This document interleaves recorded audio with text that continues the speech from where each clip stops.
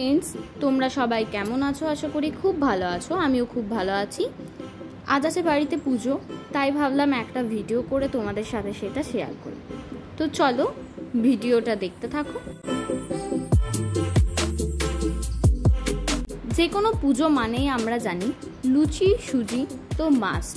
আর এবারের পুজোতে লুচি সুজি এই দুটো ছাড়াও একটা হয় যেটা বলে ফুলুরি। ছোটবেলা থেকেই লুচি সুজির থেকেও বেশি ভালো লাগতো আমার এই ফুলুরি খেতে। এটা আটা, নানা ধরনের ফল, বাদাম, কাজু, কিশমিশ সব দিয়ে একটা মিক্স করে সেটা বড়ার মতো ভাজতে হয়। ছোটবেলা থেকে আমি এই ফুলুরি খাওয়ার জন্যই বিপত্তারিণী পুজোয় প্রত্যেকবার অপেক্ষা করে থাকতাম। কেন জানি না, এটা আমার ভীষণ ভালো লাগে। যা হলো আমাদের বাড়ির ঠাকুরের আসন, যেটা নতুনভাবে বানানো হয়েছে, সুন্দর লাগছে দেয়ালের মধ্যে। আর এদিকে সব কিছু জোগাড় নিয়ে চলে এসেছি। এবার গুছিয়ে নেব আর 2-3টে থালার মধ্যে সেগুলোকে সুন্দরভাবে গুছিয়ে ঠাকুর মন্দিরের সামনে আমি রেখে আসবো। তো চলো এবার থালাটা মুছে নিচ্ছি। এর মধ্যে ফল, মিষ্টি, লুচি, সুজি, প্রসাদ সব কিছুই দিতে হবে। বিপত্তারিণী পুজো মানে 13 রকম ফল, 13 রকম মিষ্টি, 13টা লুচি, এটাই হয়। তাই আমিও ফলগুলো সুন্দরভাবে ধুয়ে ধুয়ে কেটে নিচ্ছি।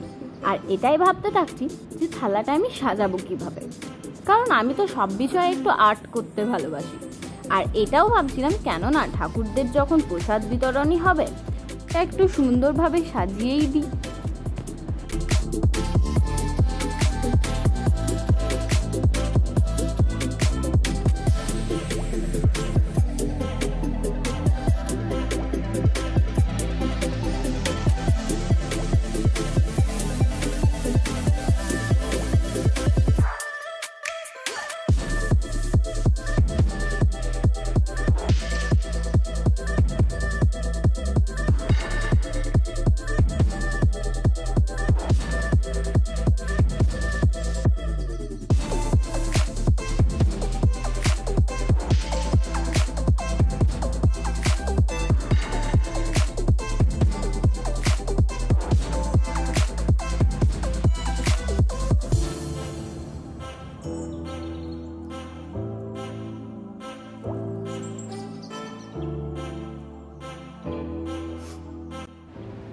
এইবারের পুজোটাই আমি প্রথম একা হাতে সব কিছু করছি, তাই আমি হাড়ে হাড়ে টের পাচ্ছি একটা পুজোর জোগাড় সামান্য কিছু না।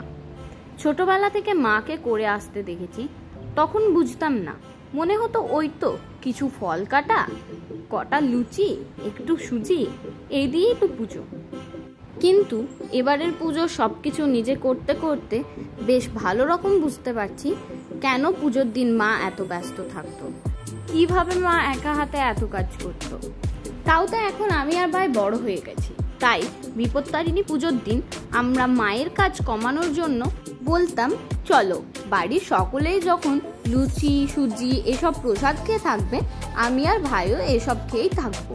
একটা দিনই তো, পুজোর প্রসাদ খেয়ে থাকলেই কি বা।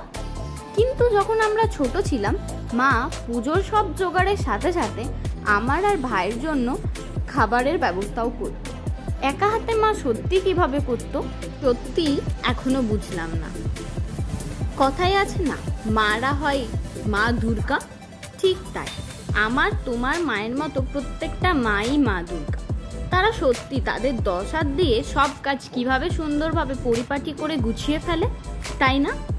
এবারে পুজোর সব জোগাড় করতে গিয়ে সত্যিই আমি হিমশিম খেয়ে গেলাম।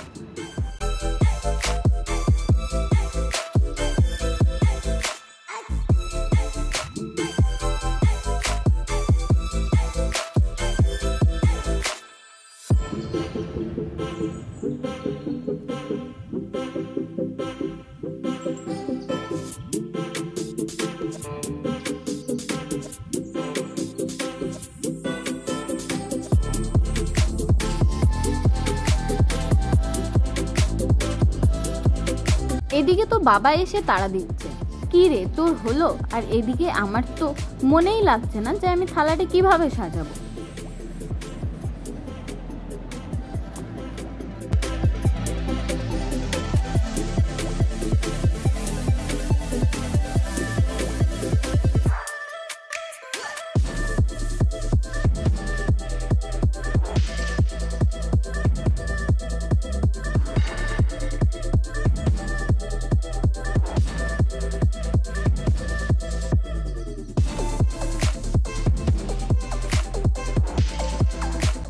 ফলের থালা তৈরি।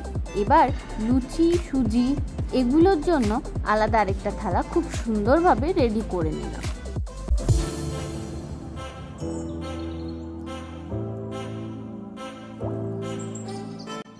মিষ্টি ফল লুচি সুজি সব কিছু রেডি হয়ে যাওয়ার পর এবার আমি এখানটা গুছিয়ে নিলাম।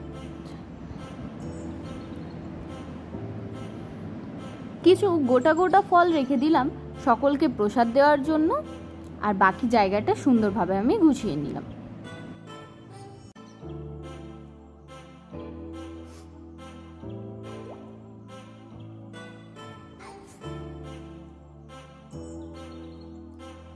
কি সুন্দর লাগছে না? জানি না তোমাদের কতটা ভালো লাগছে, বাট আমার তো এই ছোট আয়োজনটাই খুব ভালো লাগছে। আমার সব কাজ ছাড়ার পর এবার শুরু হলো ভাইয়ের কাজ। মন্দিরের কাছেও সুন্দরভাবে থালাগুলো সাজিয়ে দিয়েছি।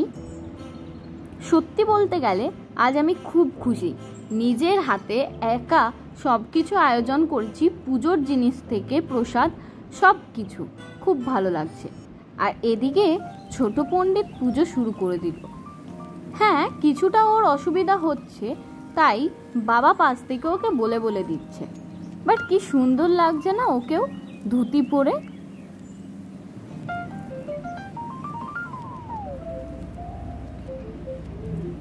বাড়িতে কোনো পুজো পার্বণ হলেই মনটা কেন জানি না ভালো লাগে, তাতে বাড়িতে যতই কাজ থাক।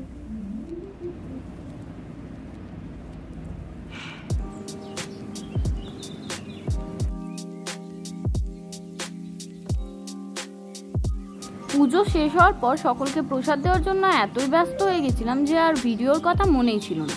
তাই বিকেলে চলে গেলাম একটু পার্লারে নিজের স্কিন কেয়ার করতে। চলো আজকের ভিডিওটা এতটুকু, ভালো লাগলে লাইক কমেন্ট সাবস্ক্রাইব।